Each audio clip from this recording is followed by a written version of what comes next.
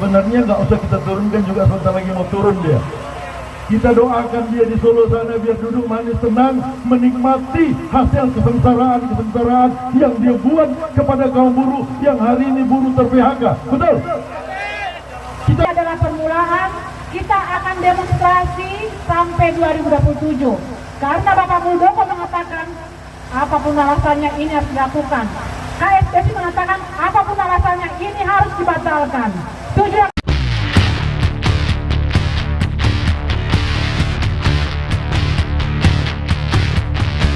Temannya Jokowi, tadi sudah ada yang bilang pemerintah bodoh, dongo, macam-macam ya. Pemerintahan itu hari ini siapa kawan-kawan? Tadi ada yang mengatakan Jokowi adalah Presiden Republik Indonesia yang buat kebijakan tidak benar. Kawan-kawan sebagian mengatakan pemerintahan dipimpin oleh Jokowi bodoh, dongo, dan sebagainya. Betul?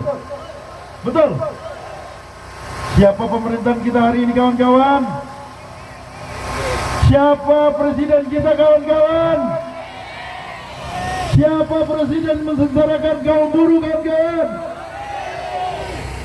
Jokowi membuat kebijakan yang tidak berpihak kepada buruh, betul?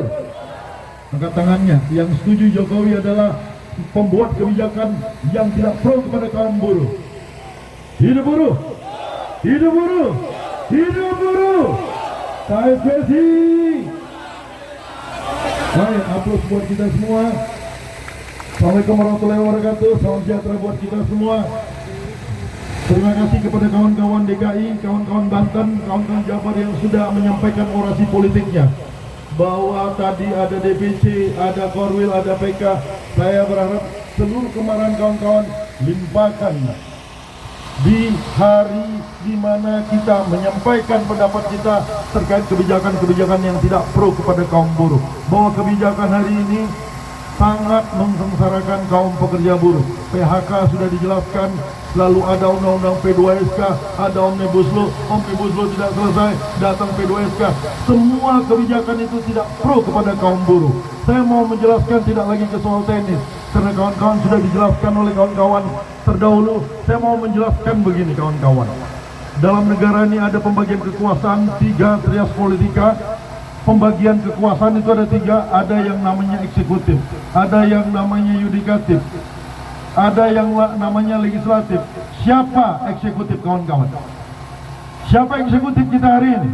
Eksekutif itu adalah pemerintah. Siapa eksekutif kita?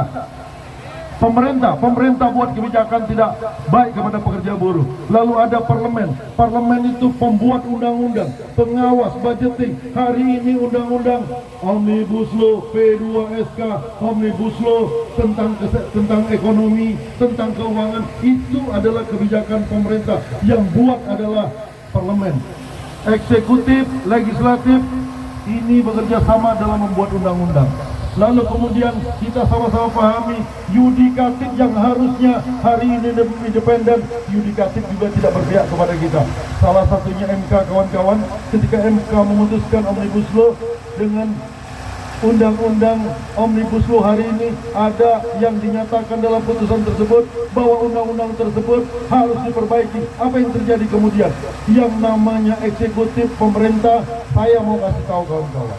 Pembuat undang-undang Omnibus Law adalah pemerintah. Pemerintahan itu adalah Jokowi. Jokowi dan antek-antek ke bawah, termasuk Kementerian Menko Perekonomian adalah PIC yang bertanggung jawab dalam membuat undang-undang. Kementerian Tenaga Kerja di mana?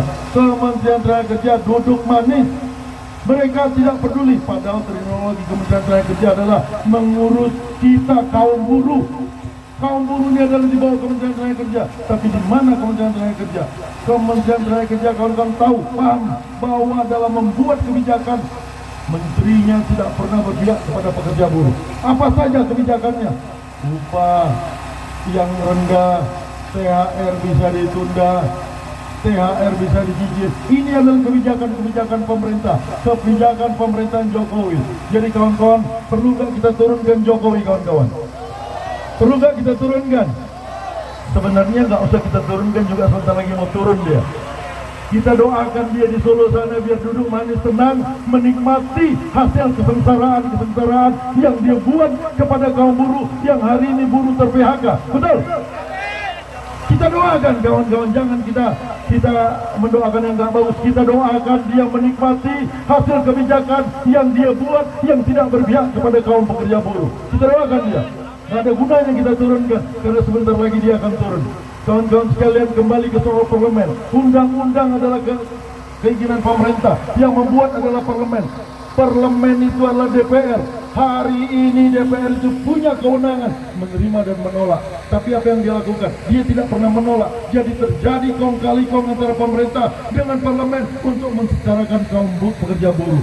Ini yang terjadi. Kita sama-sama pahami tadi seperti orasi terdahulu menyatakan bahwa undang-undang tapera, tabungan penderitaan rakyat, tabungan penindas rakyat, macam-macam singkatannya. Produk tapera ini tadi dikatakan tahun 2027, maka kita akan melawan sampai tahun 2027. Siap kita melawan? Siap kita melawan? Apabila kebijakan itu tidak berubah, tidak dirubah, maka saya akan pastikan kita akan demo sampai tahun 2027.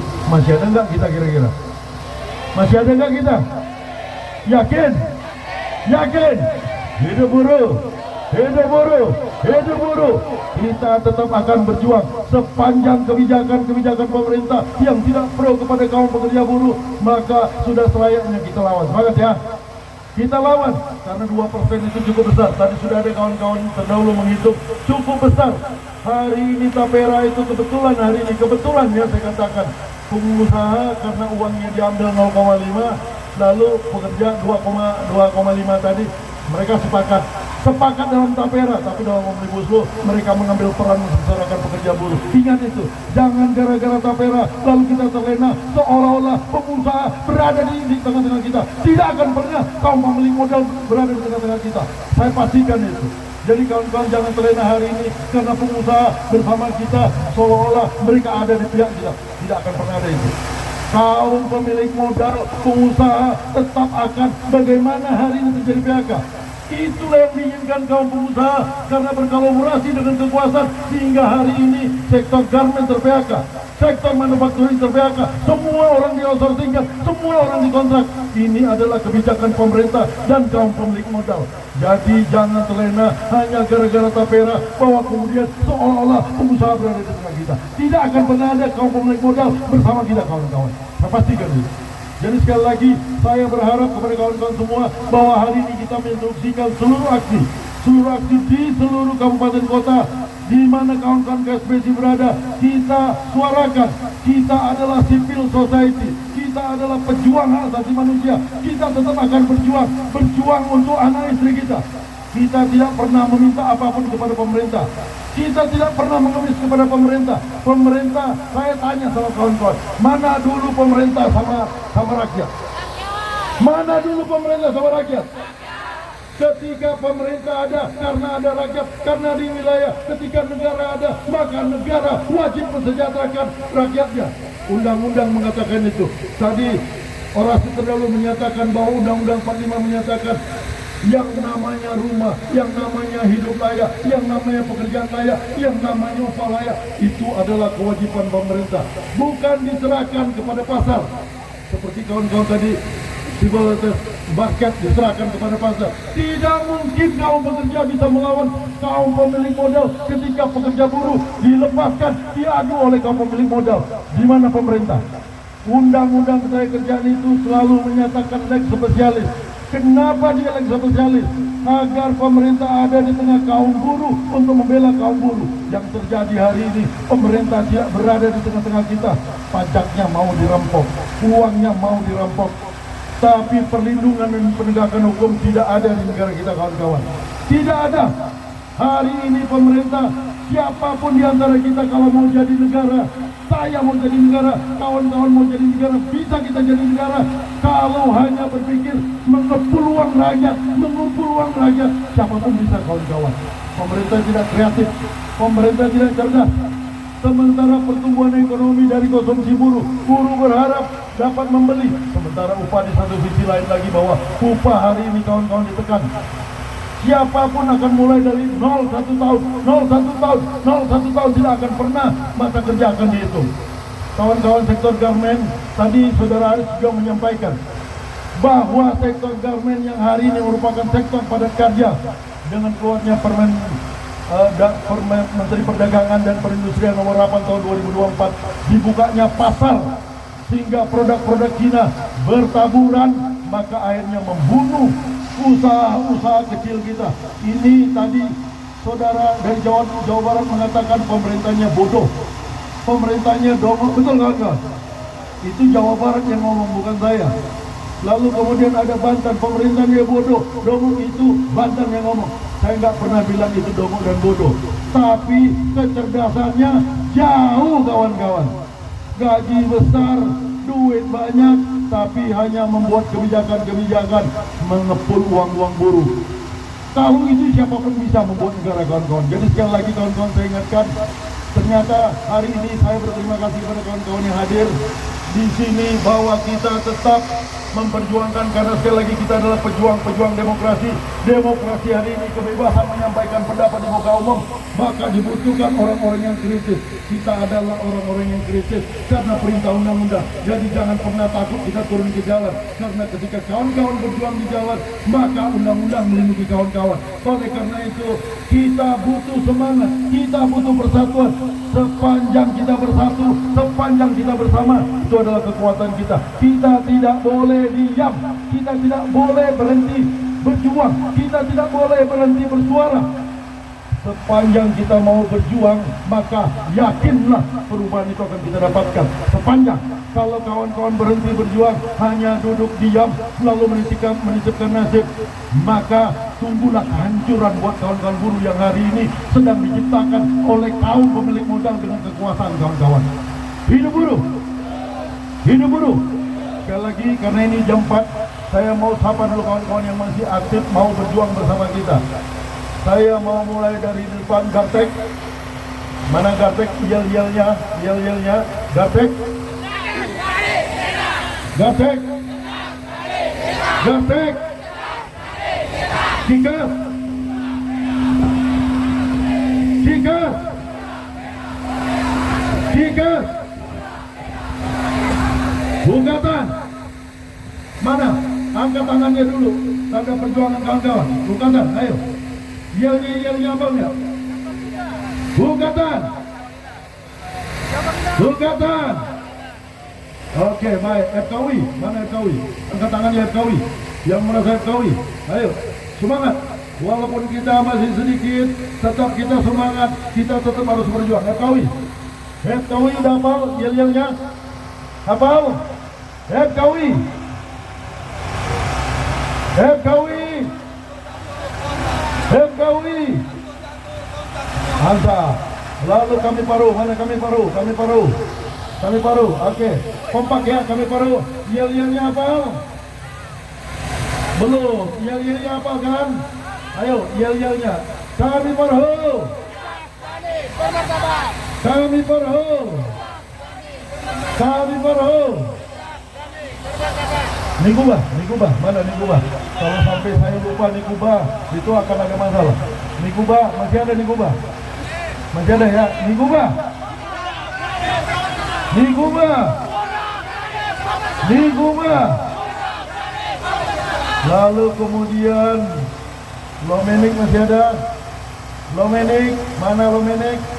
Yang selalu melawan, yang terakhir udah mulai berkurang karena kebijakan pemerintah di pabriknya mulai kurang. Ayo, Lomenik, mana? Lomenik, angkat tangannya. Lomenik. Lomenik. Lomenik. Bisa ditawarkan harganya? Oke, masih ada? Sebumi, oke. Oh, EP. Kalau nggak ada orangnya dibantu EP. EP. Oh ya, kita lihat di belakang EP masih ada satu orang. EP. Ayo, Sebumi mana? Sebumi. Ayo, Sebumi masih ada pengurus Sebumi. Sebumi, sikat satu, bantai semua. Sebumi, sikat satu, bantai semua. Oke. Ada yang lain? Ada yang lain? Oke, kalau nggak ada yang lain, terakhir saya mengucapkan terima kasih kepada kawan-kawan sebelum ke Presiden Bu Eli. Saya, Sekjen KSBSI, terima kasih kepada kawan-kawan yang hari ini telah mau menjadi pejuang demokrasi bersama organisasi KSBSI. Kita, sekali lagi saya katakan, kita adalah pejuang hak asasi manusia. Ketika ada hak kebijakan yang tidak berpihak kepada kaum pekerja buruh, maka pekerja buruh tidak boleh diam. Maka ketika orang berjuang, buruh berjuang, komunitas berjuang untuk haknya, itu adalah pejuang hak asasi manusia. Jadi kawan-kawan yang hadir hari ini di sini adalah pejuang hak asasi manusia. Walaupun komunitas kita hari ini sedikit, kita berjuang untuk rakyat kita berjuang untuk masyarakat Indonesia. Kita tetap harus berjuang. Hidup buruh, hidup buruh, hidup buruh. Terakhir saya mau minta KSBSI, karena jauh-jauh kawan-kawan dan semua, KSBSI, KSBSI, KSBSI. Hapus buat kita semua, salam sehat. Semoga dalam perjalanan pulang kawan-kawan tidak terjadi hal yang tidak diinginkan. Selamat, sampaikan salam kepada keluarga. Tetap kita akan berjuang dan kita tidak akan pernah berhenti berjuang ketika pemerintah tidak berpihak kepada kaum pekerja buruh. Terima kasih.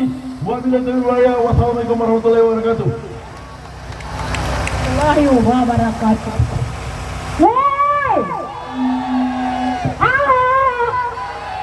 Masih semangat? 2 menit ya, janji 2 menit. Pertama, tadi tahu nggak kalian bahwa kami sudah mendaftarkan gugatan judicial review ke Mahkamah Konstitusi tentang tapera? Tahu nggak?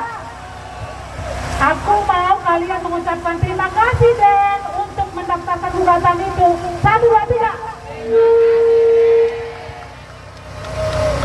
Nggak hafal. Terima kasih Den untuk mendaftarkan gugatan itu. Terima kasih kawan-kawan. Terima kasih juga sudah bergabung di sini. Janji kita kepada polisi bahwa hari ini kita hadir 2.500. Tapi tadi saya berhitung di belakang itu berapa itu? Sekitar 1.000-an, jadi 1.500 hilang ya belanja-belanja.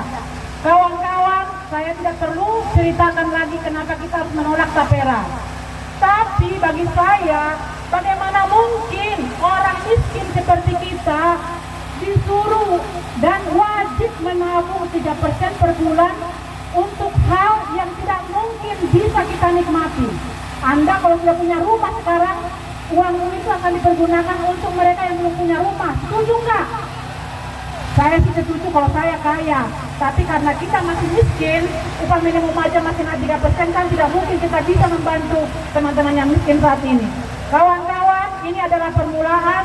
Kita akan demonstrasi sampai 2027. Karena Bapak Muldoko mengatakan, apapun alasannya ini harus dilakukan. KSBSI mengatakan, apapun alasannya ini harus dibatalkan. Setuju ya kawan-kawan? Kedua, siapa tahu kalian ada yang bertanya-tanya ya. Jadi perempuan ini aku ngerumpi. Kita sedang mempersiapkan gugatan material tentang cipta kerja. Jadi kita belum selesai di situ. Kemarin sidang ILC memang tidak masuk di agenda ILC. Tapi ada rekomendasi dari ILO internasional supaya ahli dari internasional datang merevisi undang-undang itu bersama-sama pemerintah dan kita serikat buruh. Jadi jangan pernah berhenti berjuang walaupun kamu panas-panasan karena skincare tidak ada uang kita untuk membeli. Tapi saya kira kawan-kawan, jangan pernah berhenti berjuang karena mungkin bukan kamu yang akan menikmati ini, tapi anakmu, menantumu, masa depan kita, generasi kita akan menikmati hal yang buruk apabila kita tidak berusaha membatalkan semua hal yang terjadi saat ini.